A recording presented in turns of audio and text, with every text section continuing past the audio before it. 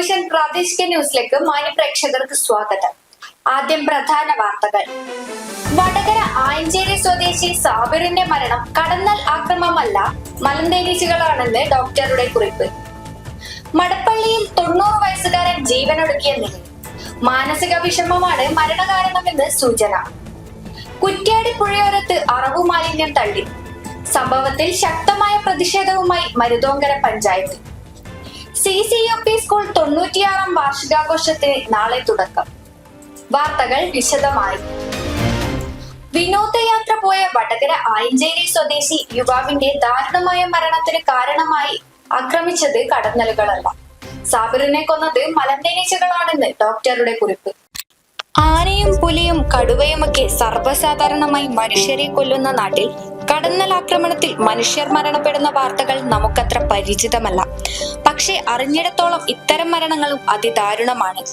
ഇന്നലെ ഊട്ടി ഗൂഡല്ലൂർ ഭാഗത്ത് ട്രിപ്പ് പോയി കൊല്ലപ്പെട്ട സാബിറിന്റെ ശരീരത്തിൽ കടന്നലുകൾ കുത്താത്ത ഒരു ഭാഗം പോലുമില്ല. ചില ആളുകൾക്കൊക്കെ അത്ഭുതമാണ്, തേനീച്ചകളോ അല്ലെങ്കിൽ കടന്നലുകളോ കുത്തിയാൽ മരിക്കുമോ എന്നൊക്കെയുള്ള ആശങ്കകളാണ് പലർക്കും. സാധാരണ ഇത്തരം ചെറുജീവികളെ നമ്മൾ വിലവെക്കില്ല, പക്ഷെ അവരുടെ ആക്രമണ പ്രതിരോധ രീതി അറിഞ്ഞു കഴിഞ്ഞാൽ അത്ഭുതപ്പെടും. കേരളത്തിൽ കണ്ടുവരുന്നത് 4 തരം തേനീച്ചകളെയാണ്. അതിൽ മലന്തേനീച്ചകളാണ് ഏറ്റവും അപകടകാരികൾ. ഇവയാണ് സാബിറിനെ ആക്രമിച്ചതെന്ന് പറയുന്നു. കടന്നലുകളും വിവിധ തരത്തിലുണ്ട്. ഒരുവിധമെല്ലാം ആക്രമണ സ്വഭാവം കാണിക്കുന്നതാണ്. ഏതെങ്കിലും തരത്തിൽ ഇവയുടെ കൂടിളക്കിയാൽ ചുറ്റിനും മൂവ് ചെയ്യുന്ന ജീവികളെ മുഴുവൻ ഇവ കടന്നാക്രമിക്കും.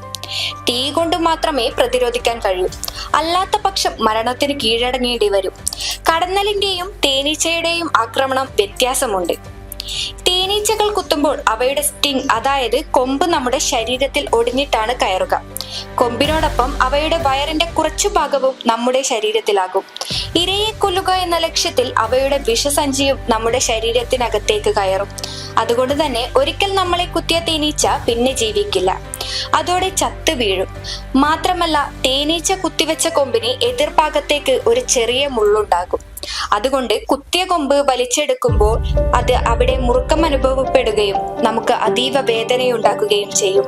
അതേസമയം കടന്നലുകൾ ഇരയെ ആക്രമിക്കുമ്പോൾ കൊമ്പ് തറച്ചിരിക്കാത്തത് കൊണ്ട് അവയ്ക്ക് എത്ര തവണ വേണമെങ്കിലും നമ്മളെ കുത്താം. ഇവിടെ സാബിറിന്റെ ശരീരം കാണുമ്പോൾ മനസ്സിലാക്കാൻ കഴിയുന്നത് സാബിറിനെ തേനീച്ചകളാണ് ആക്രമിച്ചതെന്നാണ്. മനഃപൂർവ്വം നമ്മൾ കൂടിളക്കിയാലും അറിയാതെ സംഭവിച്ചതാണെങ്കിലും കൂടിളകിയാൽ അവ കരുതുന്നത് അവ ആക്രമിക്കപ്പെടുന്നു എന്നതാണ്. പിന്നെ ഇടം വലം നോക്കാതെ ചലിക്കുന്ന എല്ലാ ജീവികളെയും അവ പൊതിഞ്ഞു കളയും, ഓടിച്ചിട്ട് കുത്തി നശിപ്പിക്കും. കടന്നലും തേനീച്ചകളും ഒക്കെ വെക്കുന്ന കൂട്ടിൽ ലാർവകളെ ഭക്ഷിക്കാനായി പരുന്ത് വരും. ഒറ്റ കൊത്തുകൊത്തി പരുന്ത് മുകളിലേക്ക് പറക്കും. അപ്പോഴും തേനീച്ചയുടെ ആക്രമണം അടുത്തുള്ളവർക്കാണ് ഏൽക്കുക. ഇവിടെ സാബിർ മലയുടെ താഴ്ഭാഗത്ത് ചെന്നപ്പോൾ ആദ്യം കുറച്ച് തേനീച്ചകളെ കണ്ടു. അയാൾ കാര്യമാക്കിയില്ല. കുറച്ചുകൂടി കഴിഞ്ഞപ്പോൾ അവയുടെ എണ്ണം കൂടി. ഉടനെ സാബിർ ഷർട്ട് അഴിച്ചു വീശി. ഒരിക്കലും ചെയ്യാൻ പാടില്ലാത്തതായിരുന്നു അത്. അതവയെ പ്രകോപിപ്പിക്കുകയാണ് ചെയ്തത്. വളഞ്ഞിട്ട് കുത്തി. കൂടെയുള്ള കൂട്ടുകാർക്കും കുത്തുകിട്ടി. അവർ ഓടി രക്ഷപ്പെട്ടു. പക്ഷേ സാബിർ വീണു. എല്ലാം കൂടി സാബിറിനെ ആക്രമിച്ചു. ഇവ കുത്തിവയ്ക്കുന്ന വിഷത്തോട് നമ്മുടെ ശരീരം ഉടനടി പ്രതികരിക്കും. ഒന്നിലധികം കുത്തുകിട്ടുമ്പോൾ പ്രതിരോധ ശേഷി താളം തെറ്റും. തലകറക്കം, ബോധക്ഷയം, ഛർദി ഇവ ആദ്യ ലക്ഷണം. ഇമ്മ്യൂണിറ്റി നഷ്ടപ്പെടുന്നതിനനുസരിച്ച് രക്തസമ്മർദ്ദം കൂടുക, ശ്വാസതടസ്സം നേരിടുക, കോമ തുടങ്ങിയ അവസ്ഥയിലെത്തും. ആയിരക്കണക്കിന് എണ്ണം വന്ന് പൊതിഞ്ഞ് കുത്താൻ തുടങ്ങിയാൽ പിന്നെ ഒന്നും ചെയ്യാനാകില്ല. മിനിറ്റുകൾക്കകം മരണം സംഭവിക്കും. ഇവിടെ സംഭവിച്ചതും അതുതന്നെയാണ്. യാത്രകളിൽ സൂക്ഷ്മത പാലിക്കുക, പ്രസൻസ് ഓഫ് മൈൻഡ് കീപ് ചെയ്യുക, ചുറ്റുപാടുകളെ കുറിച്ച് മിനിമം ഒരു ബോധമുണ്ടായിരിക്കുക. റെയിൽവേയിൽ നിന്നും വിരമിച്ച 90 വയസ്സുകാരൻ ജീവനൊടുക്കിയ നിലയിൽ. മടപ്പള്ളി മാളിയേക്കൽ വീട്ടിൽ വേലായുധനെയാണ് മരിച്ച നിലയിൽ കണ്ടെത്തിയത്. ഇന്ന് രാവിലെ 8 മണിക്ക് ഇവർ താമസിക്കുന്ന കല്ലിന്റെ വീട് ബീച്ചിന് സമീപത്തുള്ള മാളിയേക്കൽ എന്ന വീട്ടിലെ കിടപ്പുമുറിയിൽ കെട്ടിത്തൂങ്ങിയ നിലയിലാണ് മൃതദേഹം കണ്ടെത്തിയത്. ബന്ധു വിനോദിന്റെ പരാതിയിൽ ചോമ്പാല പോലീസ് കേസെടുത്ത് അന്വേഷണം ആരംഭിച്ചു.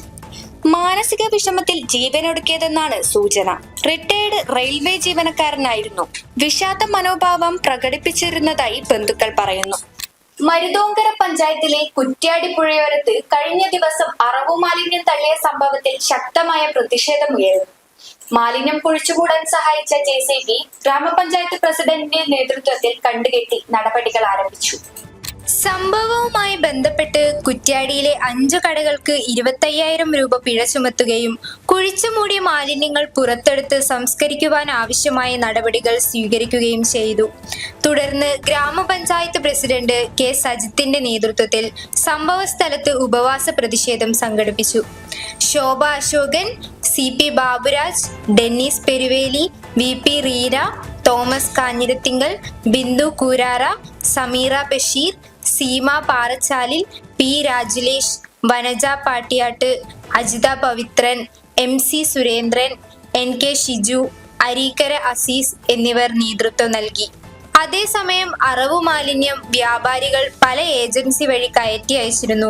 അതൊരു ഏജൻസിയാക്കിയത് പഞ്ചായത്താണെന്നാണ് ചിക്കൻ വ്യാപാരികളുടെ വാദം. ഇപ്പോൾ പഞ്ചായത്ത് ഏൽപ്പിച്ച ഏജൻസി മാലിന്യം ശേഖരിക്കാൻ വരാതായപ്പോൾ ആരുമില്ലാതായി.